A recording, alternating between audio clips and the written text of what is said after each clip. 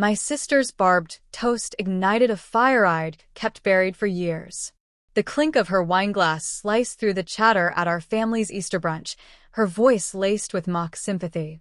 Here's to those who keep trying, even if they're stuck in the slow lane, Sophia quipped, her eyes flicking to me with a smirk.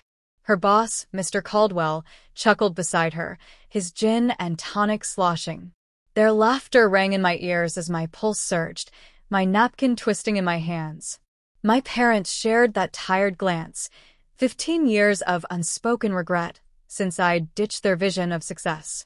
My phone vibrated in my purse, the 6th urgent email from my board about tomorrow's deal. The deal that could sink Caldwell's firm. The deal I alone could seal. I'm Elena, 30, and this is how I shattered the mask I'd worn to hide my empire from a family obsessed with my supposed failures. I hadn't planned to expose my truth today. For 7 years, I'd played the part. Adjunct professor, tiny condo, rusty Subaru. Meanwhile, I'd built Horizon Group into a global juggernaut, quietly absorbing Caldwell's company, Pinnacle Partners, through a shadow entity 2 years back. Elena, the attic's set for you, Mom said, cutting into my thoughts as she passed the deviled eggs. We rigged a fan up there since Chloe needs the guest suite. She's engaged, you know. The table stilled, relatives feigning disinterest while soaking in my annual takedown. The attic, I said, voice calm despite the spring heat seeping through the shutters. Don't fuss, Mom replied, eyes on her plate. It's livable, and you're no stranger to humble setups. I thought of my waterfront estate in Miami, my chalet in the Alps, my private beach in Bali, all shielded by layers of trusts and silent partnerships. The attic's fine, I said, spearing a piece of ham with precision. Sophia's grin sharpened. My teaching job was her favorite proof of my mediocrity. That's my girl, she said, her pearl earrings glinting as she sipped her mimosa, keeping it real. Post-brunch, Sophia led me to the attic, a dusty nook crammed with old suitcases and holiday wreaths. A creaky air mattress sat under a bare bulb, paired with a thin quilt. The fan whirred uselessly against the stifling air. Dinner's at 5 p.m. tomorrow, she said, her tone crisp. Try not to track dust downstairs. As the trapdoor shut, I checked my phone. 5 urgent emails from my board needed answers before tomorrow's pivotal meeting, where Caldwell would pitch his quarterly results, unaware his job hung on my approval. I smirked, drafting replies. Sophia had no clue her flawless boss had spent weeks begging for a sit-down with Horizon's mysterious CEO me. I swapped my silk blouse for a faded t-shirt, hiding my wealth under layers of pretense. The attic was sweltering, but I'd endured leaner times building my empire. While Sophia bragged about her corporate climbs, I'd been orchestrating takeovers, redefining industries, and crafting a legacy beyond her imagination. Next evening, I sat at the table's edge, furthest from the VIPs. Sophia glowed near Caldwell and his fiancée, laughing at his quips. Elena, Dad boomed, Sophia just landed senior strategist. Isn't that amazing?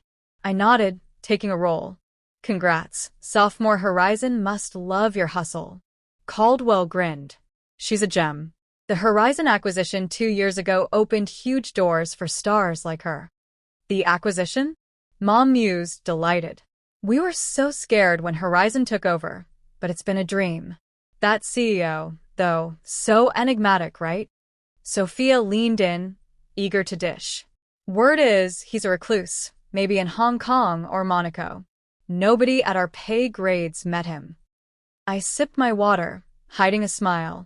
If they knew the recluse was nibbling their dry carrots. He's a mastermind, Caldwell said. Revamped 11 firms in 7 years. Built Horizon from zero. Sophia snorted. Mastermind? Probably some rich kid who got lucky. Caldwell's phone buzzed. He checked it, his face tightening. One SEC, he said, slipping out. His voice echoed. Yes, the deck's ready. No, I haven't reached the CEO. Still in Monaco? He returned, rattled. Sophia, unfazed, boasted about her latest project, a supply chain revamp she claimed saved millions. My phone showed the truth. Her plan hemorrhaged $5 million. I'd monitored the losses, biding my time. More mimosa, Elena? Mom offered, likely hoping I'd stay quiet during Sophia's shine. Or maybe stick to juice, given your situation. Sophia snickered. Yeah, professors can't exactly splurge. Caldwell's phone buzzed again. He blanched, excusing himself. I caught his plea. 5 minutes with the CEO, please. I told my assistant to flood him with urgent texts, a petty jab after years of Sophia's smugness. Apropos Horizon, Uncle Mike piped up, they just snagged Vertex Industries for $18 billion. Total ambush. Brutal, Aunt Lisa added. That CEO's a shark.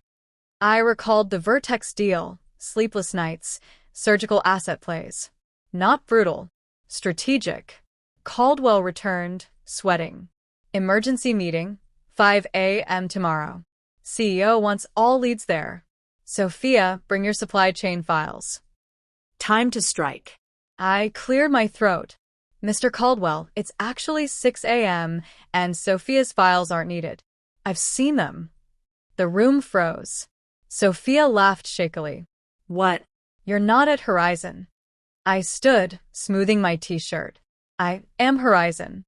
To Caldwell, I added, your Q2 projections? Off by $50 million. We'll cover it tomorrow. Caldwell gaped.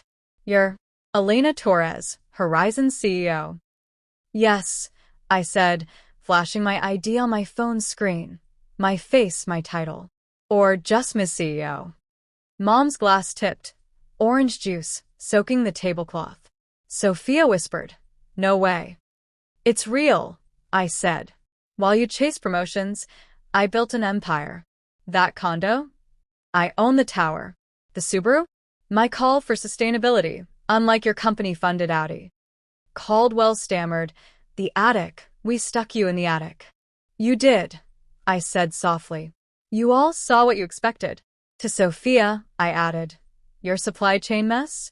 It cost $5 million. I greenlit paid leave for your analyst when you denied her time for her kid's surgery. Dad's voice broke. Why keep it secret? Would you have listened? I shot back. You judged me by paychecks, not purpose. To Caldwell, I said, tomorrow's meeting will tackle those losses. Be prepared. Sophia paled. You'll sack me. No, I said, grabbing my bag. I'll demand accountability. Leadership's about impact, not ego. At the door, I paused. I'm skipping the attic tonight. My suite at the Waldorf, yes, I own it, calls Happy Easter. Driving away, I ignored the flood of family texts, apologies, deflections. At 6 a.m., I led Horizon's boardroom, watching Sophia and Caldwell file in, their swagger gone. Today, I began, we talk values, how we treat people, title or not. Success is character, not just cash. Sophia scribbled notes, a first. Revenge wasn't my aim. It was proving their scorn never shaped me. While they sneered, I forged an empire. Next Easter? My 20,000 square foot villa hosts. They can bunk in the attic.